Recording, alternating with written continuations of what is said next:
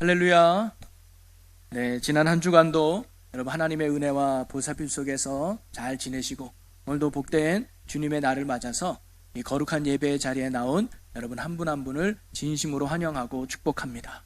오늘도 예배의 자리에 나온 만큼 예배하는 자를 찾으시는 하나님의 큰 만남과 또 은혜가 여러분 삶에 또 여러분 가운데 충만하시기를 주님의 이름으로 간절히 축원합니다. 우리 옆에 분과 인사 나눴으면 좋겠어요. 하나님은 당신과 언제나 함께 하십니다. 인사 나누면 좋겠습니다. 네, 제가 늘 말씀드리지만 이 세상에서 가장 큰 복이 있다면 그것은 하나님이 나와 함께 하는 거예요. 그리고 이 세상에 가장 큰 은혜가 있다면 그 하나님이 나와 늘 동행해 주는 걸 겁니다. 여러분은 이미 하나님 자녀가 되고 예수 그리스도의 보혈로 죄 용서받은 천국 백성이 되었기에 하나님이 언제나 여러분과 함께 한다는 사실을 결코 잊지 마시고 그 하나님을 끝까지 붙들며 날마다 은혜 안에 승리할 수 있는 여러분의 귀한 삶이 되시기를 주님의 이름으로 간절히 축원합니다. 제가 사진 하나 보내드릴 텐데요. 저희들이 7년 전이죠. 2013년 저희 교회 학생들을 데리고 중국 비전 트립을 갔다 온 적이 있었어요. 그래서 중국의 고구려 역사를 탐방하고 백두산을 달려오는 일정이었습니다. 그리고 그때 중국 지안에 있는 광개토 대왕비를 갔다 온 적이 있었어요. 그게 바로 저 사진입니다. 우리 학생들이 광개토 대왕비가 있는 그 앞에서 단체 사진을 찍고 그 안에는 보시다시피 6m가 넘는 큰 돌이 글씨가 새겨져 있는 광개토 대왕비가 있습니다.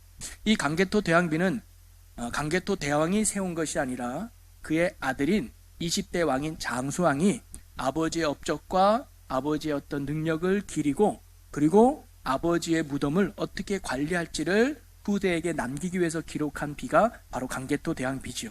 그래서 한반도에서 가장 큰 기념비로 이 기념비를 통해서 아마 장수왕은 아버지의 위대함을 드러내고 싶었고 고구려의 위대함을 나타내고 싶었을 거예요. 누구에게? 후손들에게 말이죠. 우리나라가 이런 나라였다. 그리고 우리 왕이 이런 왕이었다는 것을 후손들에게 알려주고 기억하고 싶어서 이 비를 씌웠을 겁니다. 제가 이렇게 얘기하는 이유는 뭐냐면 오늘 성경에도 사무엘이 돌을 취해서 광개토 대왕비처럼 기념비를 세우는 장면이 나와요. 자, 12절 말씀을 우리 같이 한번 읽어보겠습니다. 사무엘이 돌을 취하여 미스바와 센 사이에 세워 이르되 여호와께서 여기까지 우리를 도우셨다 하고 그 이름을 에벤에셀이라 하니라. 큰 돌을 가져다가 그 돌에 이름을 매긴 거예요. 그 이름이 뭐냐? 에벤에셀이라는. 이 에벤에셀의 뜻이 뭐냐면 여호와께서 여기까지 우리를 도우셨다라는 고백이 담겨져 있습니다. 광개토 대왕비는 아버지의 업적과 그분의 능력을 자랑하는 것이었다면 사무엘이 세운 이 돌의 기념은 누구를 드러내느냐? 하나님을 드러내는, 하나님의 도우심의 은혜가 얼마나 컸는지를 후손들에게 증거하고 가르쳐주고자 세운 비가 바로 사무엘이 세운 에벤에셀의 기념비였습니다. 오늘날로 말하면 하나님의 은혜로 여기까지 왔다는 거예요. 하나님의 은혜가 아니면 우리가 도저히 여기까지 올 수 없었는데 하나님의 도우심과 하나님의 은혜로 우리가 여기까지 왔다고 하는 하나님의 은혜에 대한 감격과 기쁨이 바로 이 기념비 속에 담겨져 있는 것이죠. 자, 그렇다면 사무엘이 고백했던 하나님의 은혜는 어떤 은혜였을까요? 하나님의 도우심은 어떤 도움이었을까요? 바로 그 전에 나오는 11절의 말씀입니다. 우리 11절 함께 읽어봅니다. 이스라엘 사람들이 미스바에서 나가서 블레셋 사람들을 추격하여 벳갈 아래에 이르기까지 쳤더라. 누구를 이긴 거예요? 블레셋 나라를 이긴 거예요. 자기를 늘 괴롭히고 힘들게 했던 블레셋을 하나님의 도우심으로 무찌른 거예요. 그래서 좀 더 구체적인 게 13절, 14절에 나옵니다.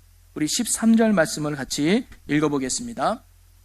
이에 블레셋 사람들이 굴복하여 다시는 이스라엘 지역 안에 들어오지 못하였으며 여호와의 손이 사무엘이 사는 날 동안에 블레셋 사람을 막으심에 14절입니다. 블레셋 사람들이 이스라엘에게서 빼앗았던 성읍이 에그론부터 가드까지 이스라엘에게 회복되니 이스라엘이 그 사방 지역을 블레셋 사람들의 손에서 도로 찾았고 또 이스라엘과 아모리 사람 사이에 평화가 있었더라. 아멘.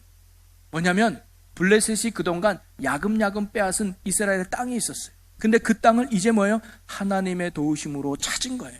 그뿐만 아니라 이런 전쟁 저런 전쟁 때문에 하루도 평화를 이룰 수가 없었는데 하나님의 도우심과 은혜로 평화를 되찾은 축복의 날이 바로 그 날이에요.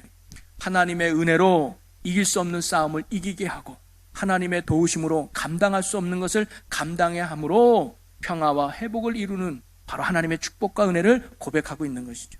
여러분, 오늘도 하나님의 은혜가 임하면 그 자리에 놀라운 기적이 일어나는 줄로 믿습니다. 하나님의 도우심이 있으면 거기에 놀라운 역사가 나타난다는 거예요. 여러분, 성경에 보니까 의인은 믿음으로 말미암아 산다라고 했습니다. 의인은 믿음으로 산다는 말이 뭘까요? 그것은 바로 의인은 하나님의 은혜로 산다는 말씀이에요. 세상은 돈으로 살아간다고 말합니다. 세상은 인맥으로 살아간다고 말합니다.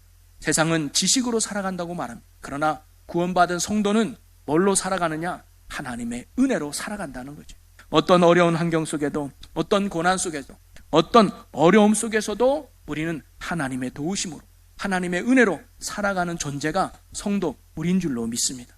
그래서 저와 여러분이 삶 자체가 하나님의 도우심을 보여주는 이 시대 에베네셀과 같은 기념비가 되어서 하나님을 자랑하고 하나님의 영광이 될 수 있는 복된 저와 여러분의 삶이 되시기를 주님의 이름으로 간절히 축원합니다.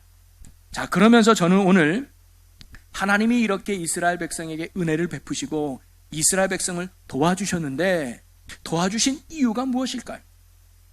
즉, 그들이 어떻게 했길래 하나님이 그들에게 은혜를 베풀어 주셨을까요? 그들이 어떻게 했길래 하나님은 그들을 도와주셨을까요? 그래서 오늘 제목 말씀처럼 은혜 받으려면 우리는 어떻게 해야 될까요? 그래서 저는 오늘 본문 말씀을 중심으로 4가지를 한번 생각해 보려고 합니다. 결론으로 말하면 그 4가지는 뭐냐면, 첫째는 사모하는 자에게 은혜를 주고요, 둘째는 하나님 앞에 회개하는 자에게 은혜를 주고요, 셋째는 예배의 중심으로 사는 자에게 은혜를 주고요, 네 번째는 간절히 기도하는 자에게 하나님께서 은혜를 베푸신다는 것. 그럼 이 4가지를 하나하나 살펴보면서 우리도 언제나 하나님의 은혜를 받을 수 있는 은혜 받는 성도의 삶을 사시는 우리 모두가 되기를 주님의 이름으로 간절히 축원합니다. 첫째는 뭐냐면, 은혜는요, 사모하는 자에게 하나님이 주신다는. 자, 2절 말씀을 같이 한번 읽어봅니다. 괴가 기란 여아림에 들어간 날부터 20년 동안 오래 있은지라 이스라엘 온 족속이 여호와를 사모하니라. 괴가 기란 여아림에서 20년 동안 있었다고 나와요. 이 괴는 뭐냐면 모세의 하나님의 계명을 받았던 2 돌판이 있죠. 이 10계명이 기록된 돌판이 들어가 있는 괴, 즉 법궤를 의미하는, 이스라엘에게 있어서 이 법궤는 굉장히 중요한 의미를 갖습니다. 뭐냐? 법궤는 곧 하나님의 임재를 상징하는, 법궤가 있는 곳에 하나님이 함께하는, 법궤가 있는 곳에 하나님의 은혜가 넘치는, 법궤가 있는 곳에 하나님의 역사가 나타나는. 그런데 20년 동안 이 법궤가 블레셋에 빼앗겨서 이스라엘에게 없었던, 그럼 20년 동안 뭐가 없었던 거예요? 하나님의 은혜가 없었던 거예요. 그러니까 이리 치이고 저리 치이고 이 문제 저 문제 가운데 이스라엘 백성이 고통당하고 어려워하고 있었죠. 그래서 이제 이들이 이러면 안 되겠다, 우리 다시 하나님의 은혜를 구하자, 하나님을 다시 찾자. 그래서 뭐예요? 온 족속이 여호와를 사모하니라. 그 전까지는요, 지낼만 했던 것 같아요. 그 전까지는 에이 괜찮아, 기도 안 해도 돼, 괜찮아, 예배생활 안 해도 우리 지낼 수 있었던 것 같아. 그런데 뭐예요? 이제는 그게 아니에요. 하나님의 은혜가 아니면 안 된다는 마음으로 이들이 하나님의 은혜를 간절히 사모하게 되었다는 거죠. 여러분, 사람이 병원에 가서 치료를 받고 건강해지려면 먼저 내가 건강해지고 싶은 마음이 있어야 되죠. 이런 마음이 있어야 병원도 찾아가는 거고, 이런 마음이 있어야 약국에 가서 약도 지어오는 거 아닙니까? 근데 내가 건강하고자 싶은 마음 자체가 없으면 병원에 가지도 않을 것이고 누가 약을 지어줘도 먹지도 않을 거예요. 여러분, 영적인 것도 마찬가지입니다. 우리가 하나님을 만나고 다시금 내 영이 회복되어져서 하나님의 은혜 가운데 살아가고자 한다면 우리는 뭐냐? 은혜를 사모함을 가지고 있어야 된다는 거예요. 제가 목회를 하면서 안타까운 성도들을 보는데, 그 안타까운 성도는 어떤 성도냐? 본인이 은혜 없이 살아가면서도 불구하고 그것이 전혀 문제가 없다고 생각하는 성도가 안타까운 성도. 예를 들어서 우리가 다리를 다쳤습니다. 다리를 쩔뚝쩔뚝거려요. 불편해요. 그래서 이 다리를 고쳐보려고 나름 노력도 하고 애써봤지만 못 고쳤어요. 그러면 어떤 마음이 드느냐? 그냥 살지 뭐. 에이, 그래도 걸을 수 있잖아, 이 정도는 괜찮겠지 하면서 쩔뚝거리는 다리를 고치려고 하지 않고 그냥 지낸다. 물론 살 수는 있겠죠. 그러나 뛰지를 못하고 많은 일들을 할 수 없을 겁니다. 여러분, 영적인 성도도 마찬가지입니다. 내가 영적으로 다리를 절고 있는데, 그래서 빨리 고쳐야 하는데 시간이 오래 지나면 뭐예요? 고치려고 하는 마음마저도 잃어버리고 그냥 살지 뭐. 기도하지 않아도 잘 사는데 뭐 꼭 기도할 필요가 있을까? 예배 드리지 않아도 아무 문제 없는데 굳이 예배 드릴 필요가 있을까? 그러면서 영적으로 장애를 가지면서도 고치려고 회복하려고 하지 않는 마음을 가진 성도가 제가 보기에 참으로 안타까운 성도입니다. 이렇게 말하는 분도 있지요. 아, 내가 요즘 은혜가 떨어졌나 봐. 아, 내가 요즘 기도가 식었나 봐. 본인이 영적으로 병들고 약해진 거 알고 있어요.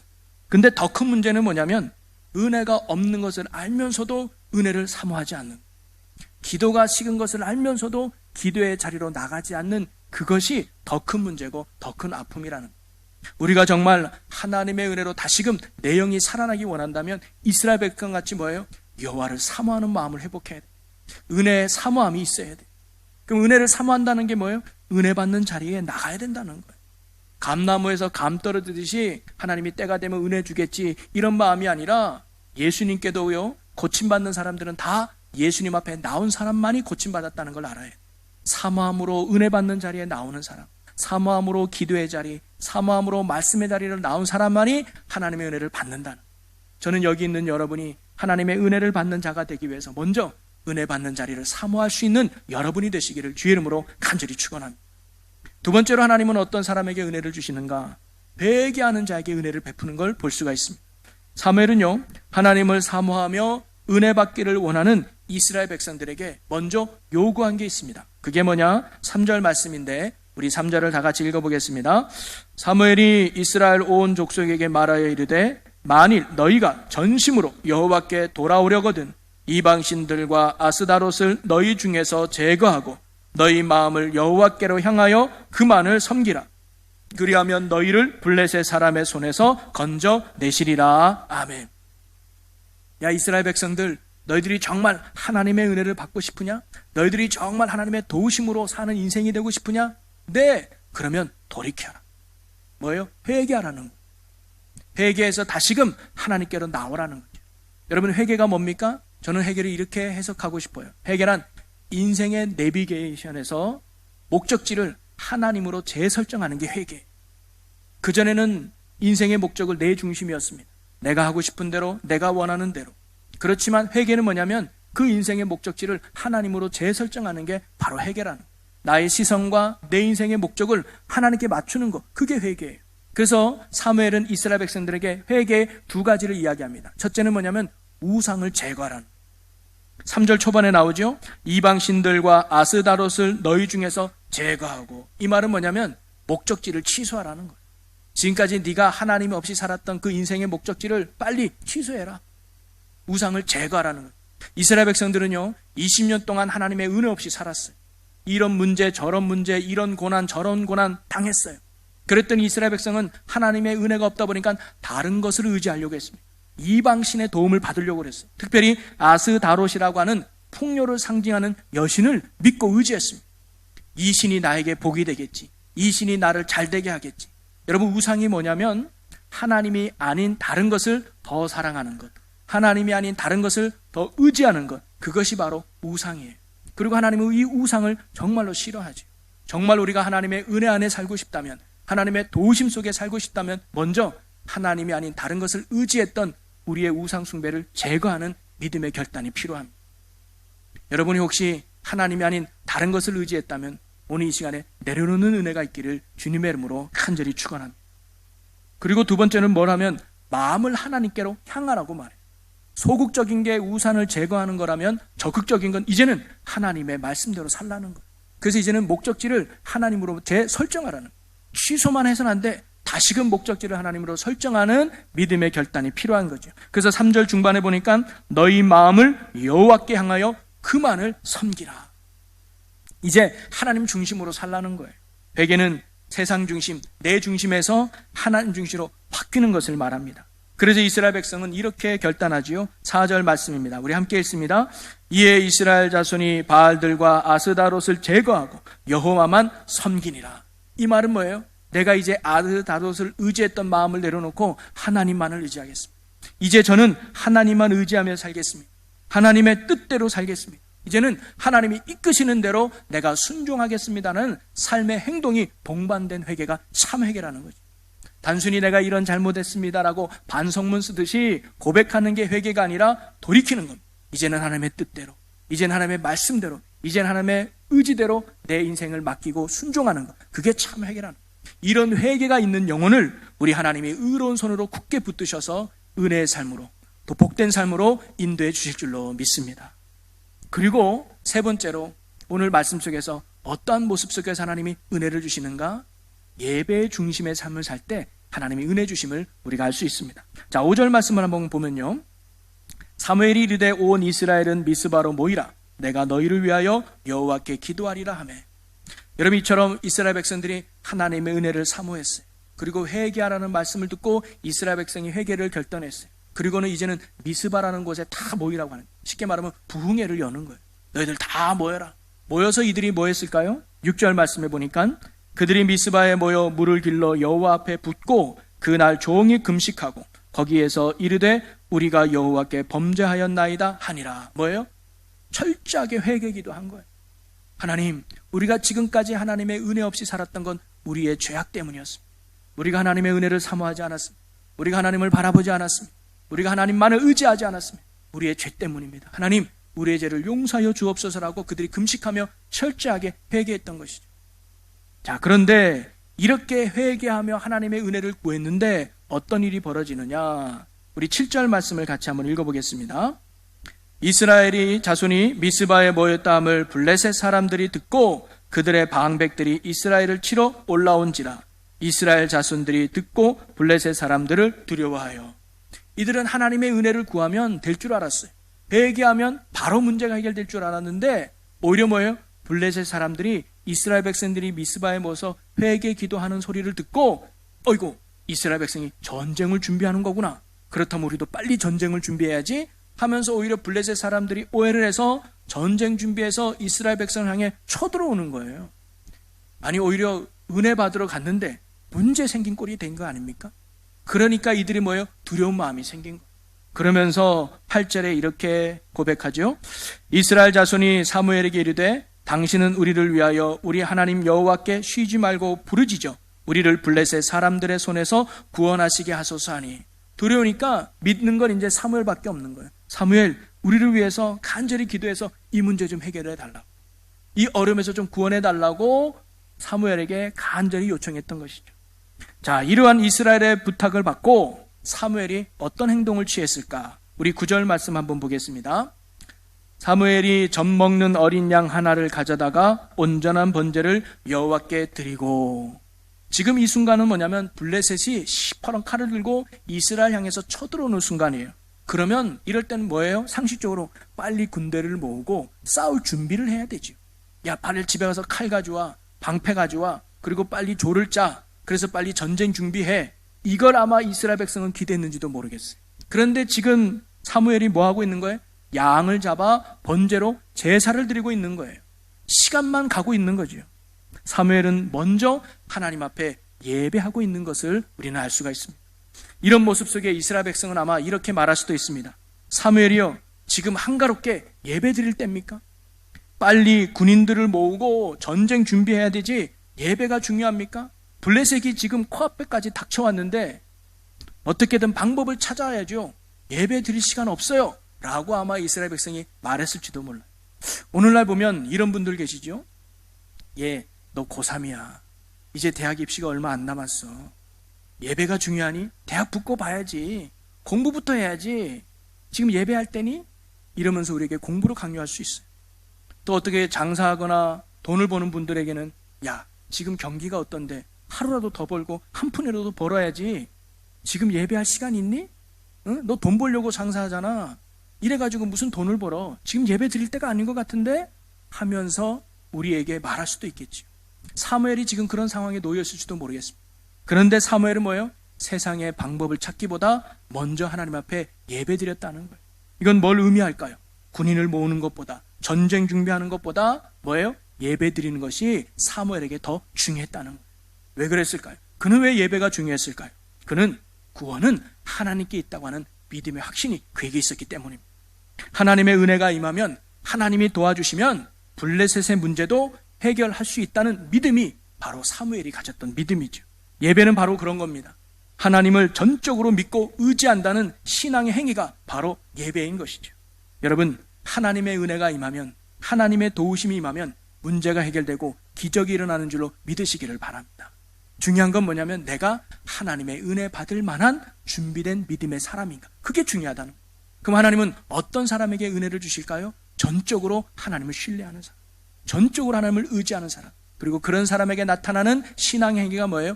예배에 승리하는 거예요. 고3이지만 좋은 대학 가고 싶지만 좋은 곳에 취업하고 싶지만 하나님이 허락해 줘야 된다는 것을 믿는 사람이 예배에 승리할 수 있습니다. 돈 버는 거 중요하지, 돈 벌어야 돼, 맞아, 집도 이사 가야 되고 넉넉해야 돼, 하지만 하나님이 은혜 주셔야 내가 돈도 벌 수 있는 거야 라고 믿는 사람이 예배에 승리할 수 있는 거죠. 하나님만을 섬기며 하나님만을 의지하며 하나님만을 신뢰한다는 신앙 고백의 행위가 바로 예배이기 때문입니다. 그래서 하나님이 이렇게 예배하는 자를 찾으시고 예배하는 자에게 은혜를 베푸신다는 거죠. 여러분, 혹시 여러분의 인생 가운데 이 이스라엘 백성과 같이 예기치 않는 블레셋과 같은 문제를 당할 수도 있죠. 나는 은혜 받기를 원하는데 문제가 생길 수 있고 어려운 상황에 놓일 수 있습니다. 그럴 때 여러분 더욱 예배에 힘쓰시기를 주의 이름으로 간절히 축복합니다. 그럴 때 더욱 예배의 자리를 굳게 지키시기를 바라고 기도의 자리에 힘쓰는 여러분이 되시기를 바랍니다. 무너진 예배를 회복하고 식었던 기도의 불꽃을 다시 지피시기를 바랍니다. 그러면 너희가 먼저 그의 나라와 그의 의를 구하라. 그리하면 이 모든 것을 너희에게 더하시리라.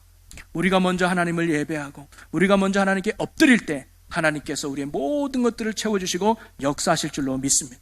우리의 삶에 은혜의 강물이 흘러가게 된다는 것이죠. 저와 여러분이 늘 예배 중심의 삶을 통해서 하나님의 은혜의 강물, 은혜 속에 승리할 수 있는 복된 삶이 되시기를 주님의 이름으로 간절히 축원합니다. 그리고 네 번째는 뭐냐면요, 간절히 기도하는 자에게 은혜 베푸신 것을 알 수 있습니다.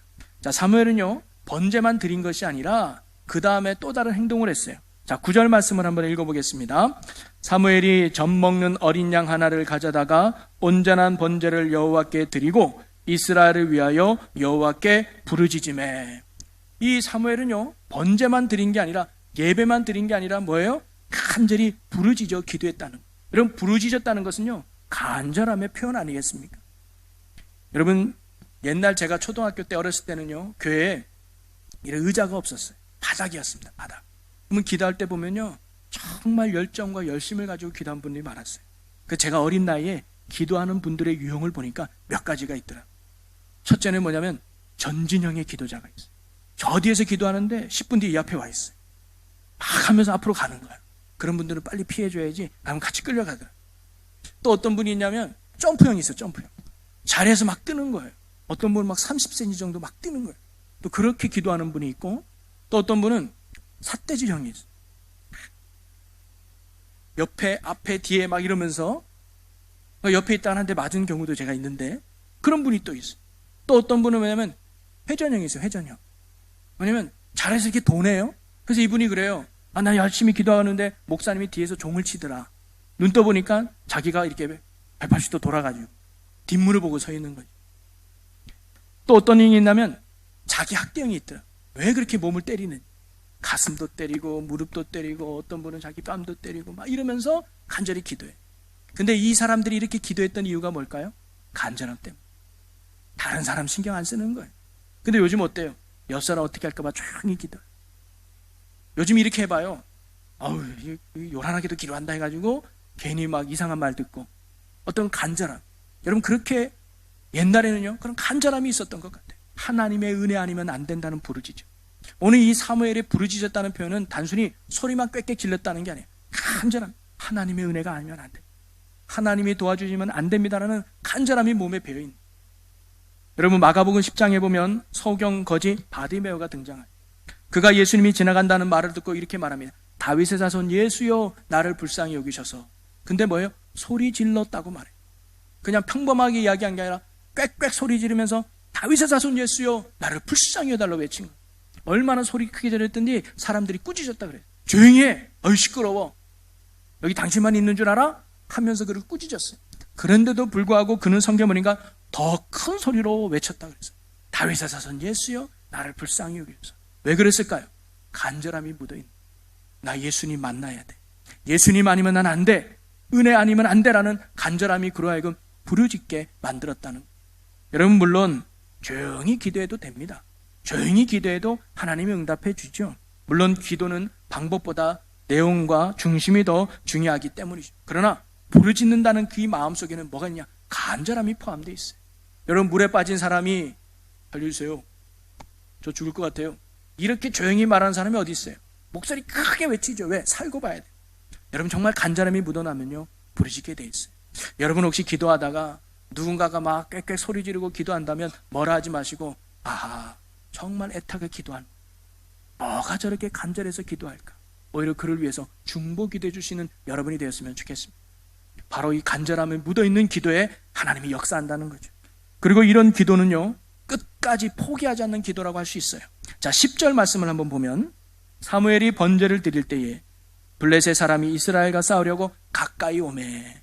여러분, 번제를 드리고 기도할 때 뭐예요? 문제가 해결되기는커녕 블레셋 사람이 점점점 가까이 오는 거예요. 뭐예요? 문제가 더 커지는 거예요. 이스라엘 백성들은요 이 사무엘이 번제를 드리고 기도하면 금방 해결될 줄 알았어. 그런데 뭐예요? 기도했더니 이스라엘 블레셋이 점점 가까이 오는 거예요. 문제가 커진 거죠. 그러면 믿음 없는 사람이 이렇게 말할 겁니다. 에이, 기도해도 소용없네, 예배드려도 소용없네, 문제가 사라지기는커녕 오히려 더 커졌네. 그러면서 기도를 포기하고 예배의 자리를 떠나고 마지막으로 하나님까지 포기하는 경우가 생길 수 있죠. 여러분, 그러나 우리가 하나님을 믿는다면, 그분의 역사하심을 믿는다면, 그분의 인도하심과 그분의 능력과 그분의 구원을 우리가 믿는다면요 끝까지 신뢰하며 믿음의 자리, 기도의 자리를 지켜야 될 줄로 믿습니다. 바로 부르짖는다는 것은 뭐냐면 응답하실 때까지 기도한다는 것. 제가 늘 여러분께 말씀드렸지만 우리의 때와 하나님의 때는 달라요. 우리는 지금 응답받기를 원하지만 하나님은 아닐 수 있습니다. 그리고 우리는 지금 아니라고 말할 수 있지만 하나님은 지금 응답하실 때가 있어요. 여러분, 하나님은 어떤 분이에요? 이 세상을 창조하시고 이 세상의 모든 지혜를 가지고 계신 전능하신 능력의 하나님의 판단이라면, 그분의 어떤 계획이라면 믿을 만한 거 아니에요? 내 뜻보다 하나님의 뜻을 신뢰할 수 있는 여러분이 되시기를 주의 이름 간절히 축원합니다. 그래서 하나님이 응답하실 때까지 선하신 하나님을 굳게 믿고 끊임없이 변함없이 믿음의 자리, 예배의 자리, 기도의 자리를 끝까지 지킬 때 우리 하나님의 때에 가장 좋은 것으로, 가장 좋을 때에 여러분의 삶에 도우시고 역사하실 줄로 믿습니다. 우리가 하나님을 향한 말씀과 기도의 밧줄을 날마다 붙잡고 놓지 않으면 하나님의 때에 놀라운 역사를 경험한다는 거예요. 누구처럼? 이스라엘 백성들처럼 말이죠. 하나님이 그들에게 어떻게 역사하셨는가? 자, 10절 말씀을 또 한번 읽어보겠습니다. 그날에 여호와께서 블레셋 사람에게 큰 우레를 발하여 그들을 어지럽게 하시니 그들이 이스라엘 앞에서 패한지라. 놀라운 역사예요. 하나님 어떻게 역사하셨느냐? 큰 우레를 발하여, 번개나 큰 소리를 해서 블레셋 사람이 놀라게 만든 거예요. 야, 이건 무슨 소리지 하면서 우왕좌왕 정신없이 만든 거예요. 그때 이스라엘 백성이 가서 그냥 쿡쿡 찌른 거예요. 그랬더니 블레셋 사람이 그 자리에서 다 패하게 되는 거예요. 여러분, 뭐예요? 우리의 상식을 초월해서, 우리의 상상을 초월해서 역사하시는 분이 하나님의 능력인 줄로 믿으시기를 바랍니다. 이처럼 하나님은요 하나님의 때에 하나님의 방법으로 역사하는 거예요. 그 방법은 우리의 상식을 뛰어넘고 우리의 상상을 초월하는 방법으로 역사하신다는 것이죠. 안 될 것 같은 것도 하나님이 되게 하시고 불가능할 것 같은 것도 하나님이 되게 하시는 분이에요. 하나님은 그런 분이에요. 너무 우리의 짧은 생각으로 응답을 한정시키지 마세요. 아, 이건 하나님이 가능해, 이건 하나님도 불가능해. 아니요, 하나님은 모든 것을 초월해서 역사하실 수 있는 전능하신 하나님이심을 굳게 믿으시기를 바라요. 우린 그 하나님을 믿고 기도하고 믿음으로 나가면 되는 것이죠. 그러니 이런 하나님의 은혜로 사는 인생이 정말 복된 인생이고 축복의 인생이 아니겠습니까? 그러면서 하나님이 오늘 우리에게 원하시는 것은 뭐냐면 우리의 힘과 우리의 능력이 아니라 하나님을 믿는 믿음과 순종을 하나님이 원하시죠. 어떠한 문제와 어려움 속에서도 예배의 자리를 굳게 지키고 기도의 자리를 언제나 지키는 믿음과 순종함을 하나님이 오늘 우리에게 원하신다는 거예요. 여러분, 이런 말이 있습니다. 사람은 방법을 찾지만 하나님은 사람을 찾으신다라는 말이 있어요. 사람들은요 어떤 문제가 생기면 방법을 찾죠. 해결 방법을 찾아요. 계산한다 이 말이죠. 근데 하나님은 어떤 문제가 생기면 누구를 찾느냐? 사람을 찾으신다. 하나님이 사람을 찾는다는 건 뭐예요? 내가 능력 베풀 사람을 찾는 거예요. 내가 은혜 베풀 사람을 찾는 것이죠. 여러분, 뭔가 하나님의 은혜를 받고 해결받고 싶은 문제가 있습니까? 방법보다 하나님이 찾으시는 믿음의 사람이 되기를 주의 이름으로 간절히 축복합니다. 그러면 은혜 받는 사람은 어떤 사람이에요? 오늘 네 가지를 우리 마음에 잘 새겼으면 좋겠습니다. 사모하는 자에게 은혜 주시는. 여러분, 정말 하나님의 도움이 필요합니까? 정말 하나님의 은혜가 필요합니까? 하나님의 은혜를 받을 수 있는 은혜의 자리를 여러분 사모하시기 바라요. 하나님은 절대로 노래방에서 역사 안 합니다. 하나님은 예배의 자리에서, 말씀의 자리에서, 기도의 자리에서 하나님을 만나는 은혜가 여러분에게 있을 것입니다. 그래서 이번에 말씀 양육에도 혹시 주저하는 분이 있다면 꼭 신청하셔서 말씀 속에서, 기도 속에서 하나님의 임재를 경험하고 그분의 놀라운 은혜를 경험할 수 있는 여러분의 삶이 되었으면 좋겠어요. 그리고 회개해야 합니다. 여전히 세상을 향해서 목적을 두고 있으면 하나님의 은혜 베풀 수 없어요. 우상의 것을 제거하고 하나님께 마음을 두십시오. 나 이제 하나님만 섬기겠습니다. 하나님만 따르겠습니다. 하나님께만 순종하겠습니다. 이런 결단과 믿음의 삶에 하나님이 만나주시는. 그리고 여러분, 예배의 중심으로 사시기 바라요. 어떤 힘들고 어려운 상황이 있어도 하나님께 드려야 될 이 주일의 예배를 꼭 지키시기를 바라요. 그게 믿음을 올려드리는. 그리고 여러분, 간절히 기도하시기 바랍니다. 때로는 응답이 더딘 것 같고 오히려 문제가 더 커진 것 같아도 여러분 인내하며 기도의 자리를 끝까지 지킬 수 있는 여러분이 되시기를 바라요. 그러면 하나님의 때에 가장 좋은 곳으로 여러분의 삶에 역사하실 줄로 믿습니다. 그래서 여러분이 이 시대에 사무엘이 세운 기념비가 되기를 축복합니다.